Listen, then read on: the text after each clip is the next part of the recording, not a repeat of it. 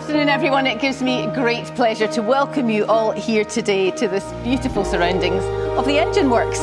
We're here, of course, to celebrate the marriage of these two special people, Lucy and Cameron.